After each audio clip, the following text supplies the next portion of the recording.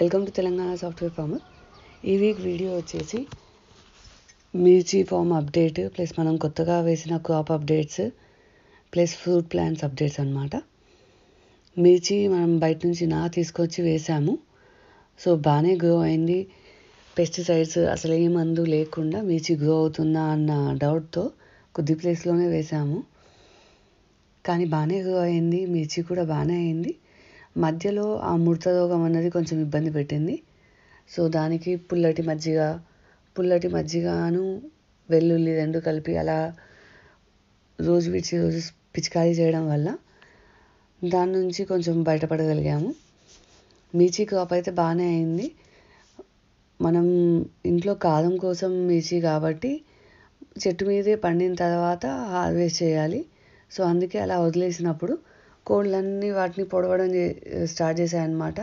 సగానికి చేస్తున్నాయి ప్రతి మిర్చినవి. సో అందుకని చెప్పి చుట్టూ ఒక గ్రీన్ నెట్ కట్టేశాము ఆ కోళ్ళ నుంచి కాపాడడానికి. ఆల్మోస్ట్ చాలా వరకు రెడ్గా అయ్యాయి మిర్చి.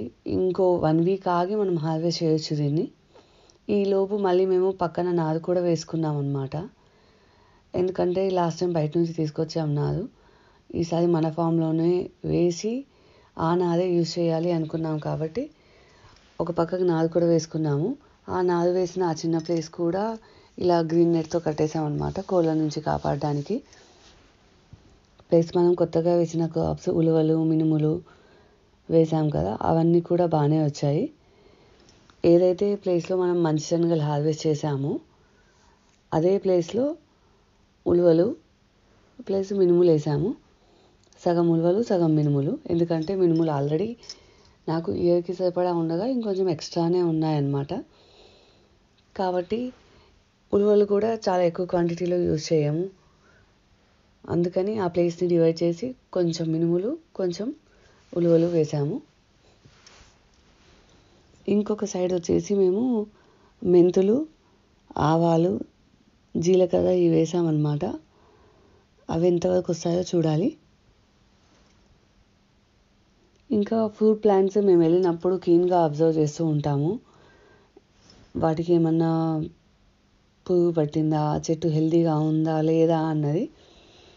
సో ఆ పొలం చుట్టూ ఎన్ని రౌండ్స్ తిరుగుతామో, ఆ ఫ్రూట్ ప్లాంట్స్ చుట్టూ ఆ డేలో ఎన్నిసార్లు తిరుగుతామో మాకే తెలియదు.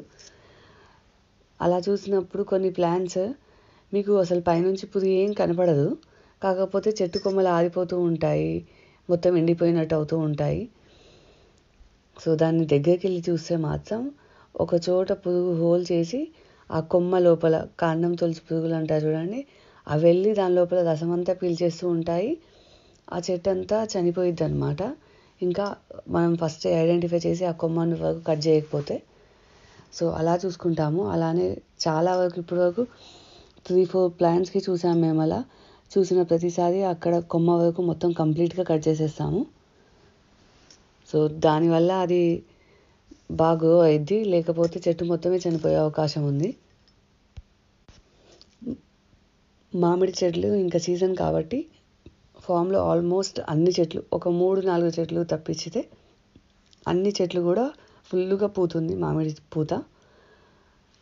ఆ పూత బరువుకే చెట్టు కొమ్మలన్నీ ఇలా వంగిపోతున్నాయి. అంత ఎక్కువ పూతుందన్నమాట. లాస్ట్ ఇయర్ ఒక చెట్టు మాత్రమే ఫుల్ ఫ్లెడ్జ్గా మామిడికాయలు ఇచ్చింది. అది ఒక 30-40 వరకు మామిడికాయలు అప్పుడు హార్వెస్ట్ చేసాము.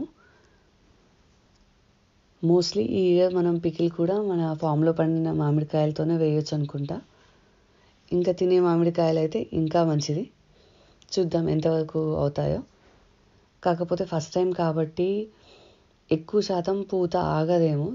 మోస్ట్లీ రాలిపోతుంటాయి పిందెలు, కొన్ని మాత్రమే పెద్దగా అవుతాయి. చూడాలి ఎలా అవుతుందో. యాజ్ యూజువల్ మళ్ళీ నిమ్మకాయలు ఎక్కువ ఉన్న చెట్టుకి అవి కొన్ని హార్వెస్ట్ చేసుకున్నాము. ప్లస్ మళ్ళీ ఇంకొక బనానా ప్లాంట్కి గెలపడింది అనమాట. ఈసారి ఇవి తినే బనానానే, చిన్నవి. చాలా పెద్ద గెల వచ్చిందనమాట. ఫస్ట్ టైం కాబట్టి పెద్దగానే వచ్చింది. కొన్ని అంజీరా అయ్యాయి. ఇంకొన్ని వెజిటేబుల్స్లోకి వస్తే వంకాయలు ఎక్కువగా ఉండే వంకాయలు హార్వెస్ట్ చేసుకున్నాము.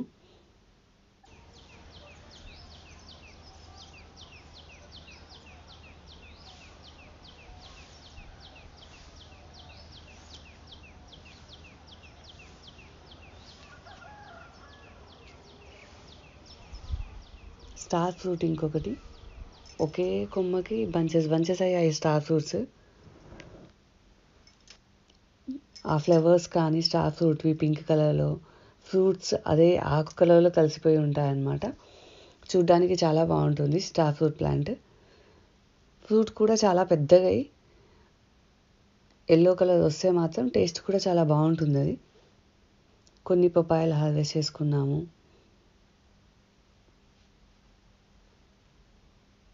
ఇంకొక అప్డేట్ మీకు ఇవ్వాలి. మా ఫామ్లో 2 టర్కీ కోళ్ళు ఉన్నాయి కదా, ఆ టర్కీ కోళ్ళు గుడ్లు ఇవ్వడం స్టార్ట్ చేశాయన్నమాట. అవి కూడా చెరుకు గడల దగ్గరికి వెళ్ళి ఎవరికి కనబడకుండా అక్కడ సీక్రెట్గా అవి గుడ్లు పెడుతుండే. తర్వాత వీళ్ళు వెళ్ళి చూసి అబ్జర్వ్ చేసి ఆ గుడ్లు తీసుకొచ్చాము. సో నార్మల్గా ఇప్పుడు మన నాటుకోడి గుడ్డు కన్నా ఇవి కొంచెం పెద్దగా ఉన్నాయి సైజులో. ప్లస్ ఆ టర్కీ కోడి గుడ్ల మీద డాట్స్ ఉన్నాయన్నమాట ఇలా చిన్నగా. సో చూద్దాం ఎంతవరకు ఇవి గుడ్లు ఇస్తాయో, ఎన్ని గుడ్లు ఇస్తాయో. ఫస్ట్ టైం కాబట్టి మాకు కూడా ఐడియా లేదు. సో చూడాలి. ఇవి ఇచ్చిన గుడ్లు మాత్రం ఖచ్చితంగా కొన్ని పొదిగేస్తాము. ఎందుకంటే టర్కీ కోళ్ళు 2 మాత్రమే ఉన్నాయి. వాటిని గ్రో చేయడం కోసమైనా, వాటి పిల్లలు ఎలా ఉంటాయి చూడడం కోసమైనా ఖచ్చితంగా పొదిగేస్తాము. నెక్స్ట్ వీక్ మిర్చి క్రాప్ హార్వెస్ట్తో కలుద్దాం. Thanks for watching the videos. Please like and subscribe to our channel.